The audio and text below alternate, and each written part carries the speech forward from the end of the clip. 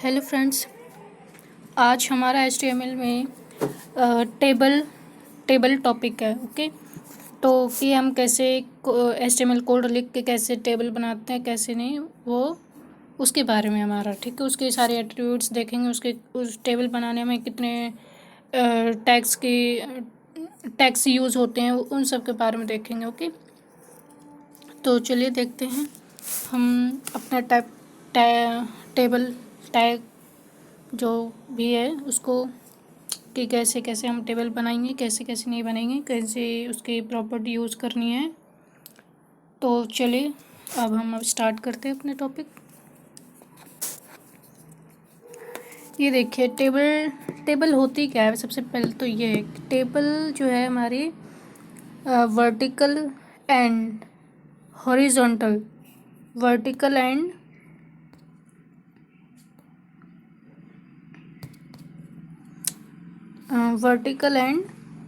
ये जो वर्टिकल हमारी ये कॉलम्स होते हैं, और ये जो हमारी हॉरिजॉन्टल ये जो रो होते हैं, ये जब वर्टिकल रोज और हॉरिजॉन्टल कॉलम्स ये एक दूसरे को कट करते हुए ये बनाते हैं ऐसे इस तरह से स्ट्रक्चर, तो वो हमारी टेबल होती है।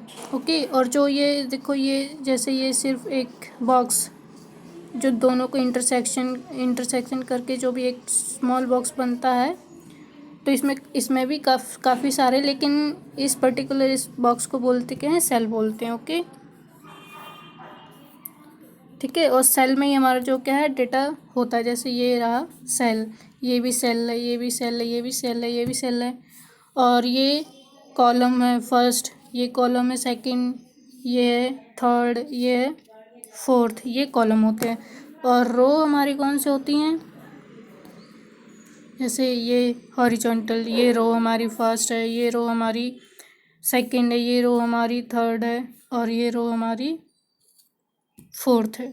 तो ये हमारी रो होती हैं। ओके, तो अब हमें इसी तरह से हमें टेबल अगर बनानी है तो हमें कौन से टैग्स की ज़रूरत पड़ेगी वो देखते हैं। तो ये देखिए, हमारे यहाँ पे जो है, हमें HTML में अगर टेबल बनानी है तो सबसे पहले एक टेबल टैग का यूज़ करते हैं। ओके, ये table tag starting and closing दोनों ही टैग होते हैं। ये ऐसे टेबल यहाँ से मतलब टेबल टैग लिख देते हैं, इसका मतलब वहाँ से हमारी क्या हो जाती है, टेबल स्टार्ट हो जाती है, और टेबल को क्लोज कर देते हैं, मतलब यहाँ टेबल हमारी ख़त्म हो जाती है। ठीक है, फिर होती है TR।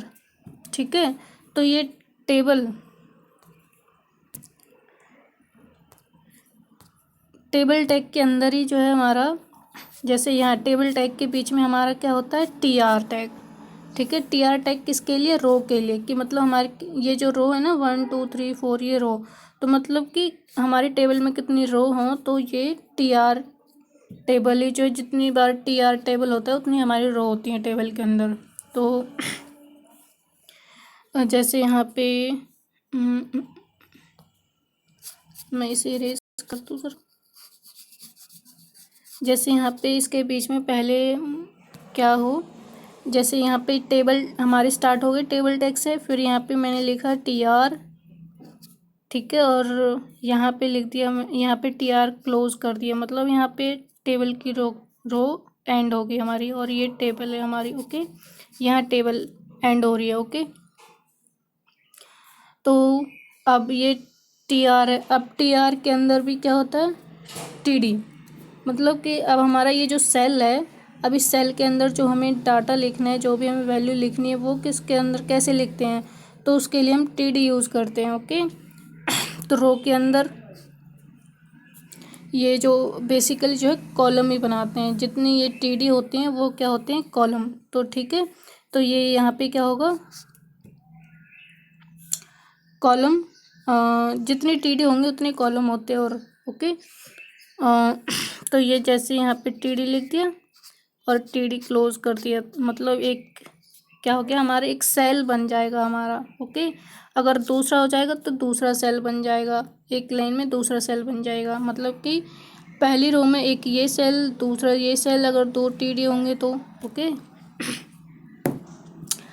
अब ये देखिए, इसमें एट्रीब्यूट कौन से होते हैं, ये है इसमें एक बॉर्डर एट्रीब्यूट होता है, विड्थ एट्रीब्यूट होता है, कॉल स्पैन होता है, रो स्पैन होता है, अलाइन होता है और सेल स्पेसिंग होती है। ओके, तो ये सारे एट्रीब्यूट जो है कोड के थ्रू हम समझते हैं। ओके, ये इतनी होती हैं हमारी इसमें एट्रीब्यूट्स। ओके, और स्टाइल वाली एट्रीब्यूट तो वो सब में होती है, तो इसमें भी होती है। ओके, तो चलिए अब हम जो है कोड के थ्रू इसको समझते हैं। ओके, चलिए ये देखिए गाइस, ये हमारा टेबल टैग, ये टेबल टैग है। इसका मतलब हमारी टेबल यहाँ से स्टार्ट हो रही है। ओके, ये मैंने अभी उसके एट्रीब्यूट है जो यूज़ होते हैं, पर इसमें अभी वैल्यू नहीं दी ताकि मैं आपको बिल्कुल स्टार्टिंग से सारी चेंजेस होते हुए दिखाऊं। ओके, तो 1 बाय 1 इसको वैल्यू दे के फिर आपको दिखाऊंगी कि कैसे कैसे चेंज होता है। ठीक है, और टेबल में एक कैप्शन, जैसे हम अगर कोई टेबल बनाते हैं तो उसके ऊपर एक हेडिंग डाल देते हैं ना, कि जैसे कि ये बिलिंग रिसिप्ट है, ये उस टाइप की कुछ है, तो हम मतलब एक टाइटल देते हैं उस टेबल को, तो उसे जो है यहाँ पे बोलते हैं, क्या बोलते हैं, कैप्शन बोलते हैं। तो हम कैप्शन टैग का जो है यूज़ करते हैं उस टेबल का नाम देने के लिए, उसकी हेडिंग देने के लिए। ठीक है, टेबल के नाम। तो जैसे ये देखिए कैसे होगा, ये जैसे ये रहा ऊपर मार्क्स टेबल, तो इस तरह ये जो है कैप्शन होता है ये। ठीक है, तो और इसके लिए हमें क्या करना पड़ता है, कैप्शन टैग में लिखना पड़ता है। ओके, अब ये टेबल टैग यहाँ से शुरू हो गई, कैप्शन हमने दे दिया। अब उसके बाद क्या कहा था मैंने कि टी आर टैग, मतलब हम रो, कितनी रो हो हमारी, हमें रो क्रिएट करने के लिए हम टी आर टैग का यूज़ करते हैं। तो ये देखिए टी आर, एक टी आर, ये 2 टी आर, ये 3 टी आर और ये 4th टी आर। तो 4 टी आर है यहाँ पे, मतलब हमारी 4 रो होनी चाहिए।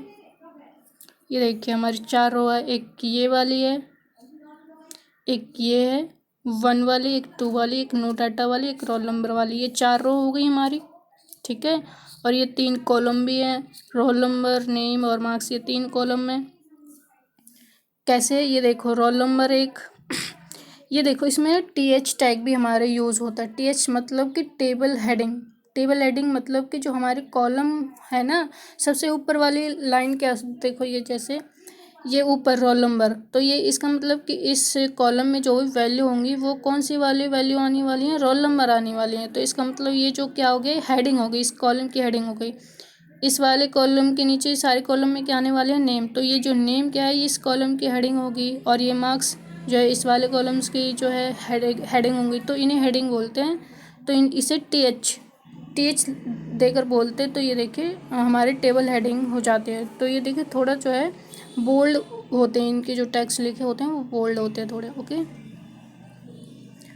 अब देखिए ये हमारी फर्स्ट रो जो है हमारी जो है टेबल हेडिंग हो जाती है। ओके, अब सेकंड में क्या है हमारी, सेकंड रो है एंड थर्ड रो है, sorry second, third and fourth row जो हमारे जो डाटा से रिलेटेड है, मतलब हमने डाटा दिया हुआ है। ठीक है, तो ये रो हमारी है। ओके, अब हम प्रॉपर्टी इसके एट्रीब्यूट देखते हैं। ओके, जैसे ये बॉर्डर एट्रीब्यूट है, अभी ये देखो आपने देख ली ना, इस तरह से ये टेबल शो हो रही है। अब जैसे हम बॉर्डर देंगे इसका कुछ भी, तो क्या शो होगा। ओके, क्या चेंज आएगा।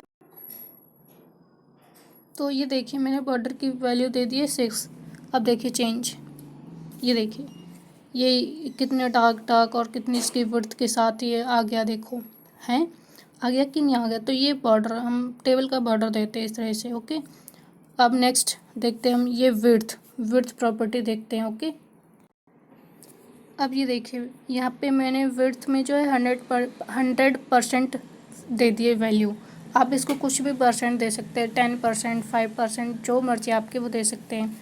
तो पहले आपने देखा होगा कि इतनी छोटी सी स्पेस में हमारी टेबल बनी हुई थी। अब देखिए ये पूरी स्पेस घेर लेगा स्क्रीन की, जितनी भी 100% स्क्रीन होगी वो सब में हो जाएगी। तो ये देखिए मैंने इसकी विड्थ जो है 100% कर दी, तो ये सारी स्क्रीन में आ गई। ओके, तो ये हमारी विड्थ होती है। ओके, अब सेल स्पेसिंग मतलब कि ये जो हमारे जैसे रोल नंबर एक सेल में है, नेम एक सेल में है, 1 एक सेल में, ये सेल होते हैं ना, ये जो छोटे छोटे बॉक्सेस ये सेल ही होते हैं। तो इनके बीच में स्पेस डिफाइन करना होता है, तो हम कौन सी प्रॉपर्टी यूज़ करते हैं, सेल स्पेसिंग की। तो अब देखिए ये देख लिया आपने कि कितनी कम कम स्पेसिंग है। अब उसको जब मैं कुछ वैल्यू दूंगी तो चेंज हो जाएगी। ओके, ये देखिए मैंने यहाँ पे सेल स्पेसिंग की जगह पे मैंने 8 देती है, 8 वैल्यू देती है। तो देखिए, ये देखिए कितने दूर दूर हो गए, पहले इन सेल के बीच में कितना कम गैप था। ओके, तो ये सेल स्पेसिंग होती है, इस तरह से काम करती है। अब नेक्स्ट हमारी है अलाइन। ठीक है, अब जैसे ये देखिए यहाँ पे ये हेड वाले जो हमारे सेल हैं ये तो सेंटर में आ रहे हैं, लेकिन ये जो नीचे वाले हैं ये लेफ़्ट में आ रहे हैं। अब हमें इन्हें भी क्या करना है, सेंटर में करना है। तो कौन सी, हम अलाइन वाली प्रॉपर्टी को यूज़ करेंगे। ओके, जैसे ये वाली है, ठीक है, फर्स्ट रोल नंबर वाली। तो अब इसकी चेंज करते हैं वैल्यू। ओके, देखिएगा मैंने ये फर्स्ट रोल नंबर पे राम की जगह मैंने जो इसको सेंटर दे दिया, अलाइन वैल्यू में, अलाइन एट्रीब्यूट में सेंटर दे दी। अब देखिए चेंज, ये देखिए फर्स्ट रोल नंबर राम, ये जो सेंटर में आ गए। ओके, इस सेल के सेंटर में आ गए, और इस पे नहीं दिया मैंने तो ये सेंटर में नहीं है। ओके, तो ये देखिए इस तरह से हमें जहाँ पे भी, मतलब जिस रो के अंदर भी हमें उसके इस सेल के अंदर की वैल्यू सेंटर में चाहिए तो उस रो में TR टैग में हम अलाइन एट्रीब्यूट यूज़ करते हैं। ओके, अब है यहाँ पे ये देखिए कॉल स्पैन मतलब कि कॉलम को मर्ज कर देना। ओके, अब जैसे यहाँ देखिए ये लास्ट जो नोट, ये एक ही सेल है, आगे स्पेस खाली तो हमें अच्छा नहीं लग रहा। हम सोच रहे कि अगर कोई वैल्यू नहीं है, अलग अलग डाटा नहीं है, तो हमारे ये जो यहाँ तक ये पूरे में ऐसे ही चला जाए।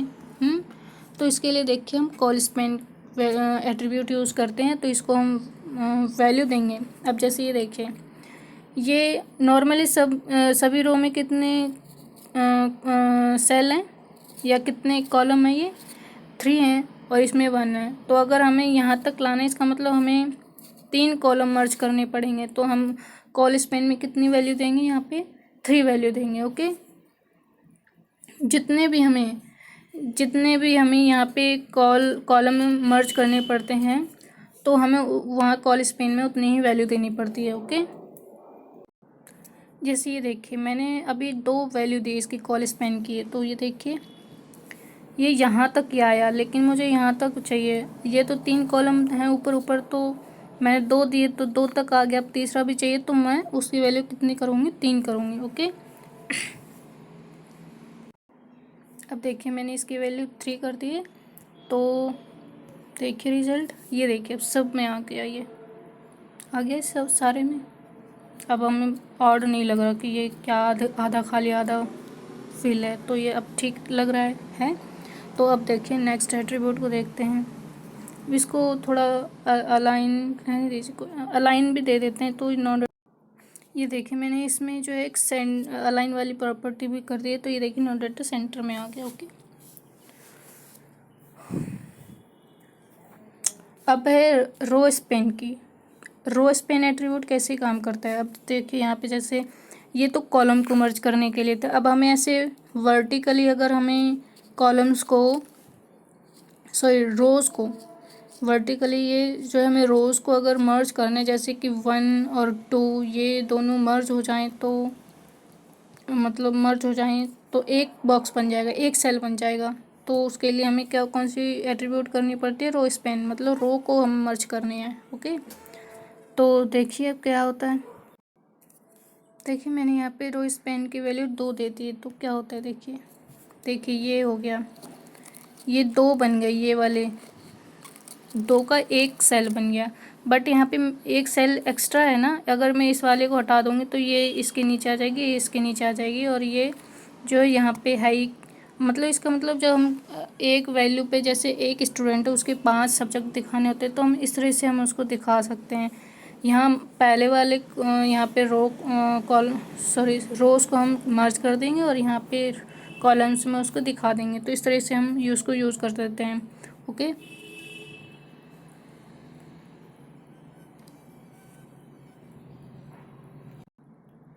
ये देखिए गाइस, ये अब बिल्कुल सही कॉलम के नीचे कॉलम आ रहे हैं, सेल के नीचे सेल आ रहे हैं। तो ये देखिए मैंने यहाँ पे जो है यहाँ पे, क्योंकि मैंने इसमें यहाँ पे रो स्पैन कर रखा है, इसका मतलब ये वाला स्पैन, ये वाला, इसमें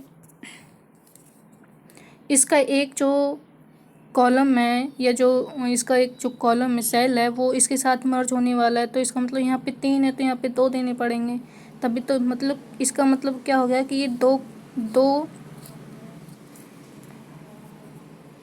दो सेल ये 4 सेल, 4 और 2 6 सेल हो जाएंगे ये, ठीक है। तो मतलब कि इवन में होने चाहिए, ठीक है। अगर ऑड में होंगे तो ये एक आधा एक्स्ट्रा, जैसे हमें पहले दिखाई दे रहा था ना कि एक अलग भाग रहा था, एक आगे ही भाग रहा था, तो उस तरीके से, ठीक है। ये मतलब जितने यहाँ पे हम वैल्यू दे देते हैं उसका मतलब उतने ही जो है हमारे कॉलम जो रो है उतनी रो मर्ज हो गए हैं, ओके। और कोई और एट्रीब्यूट है? अब और कोई एट्रीब्यूट नहीं है, तो आई होप कि आपको समझ आ गई होगी टेबल, ठीक है। और अगर कोई डाउट है तो आप कमेंट करके पूछ सकते हैं।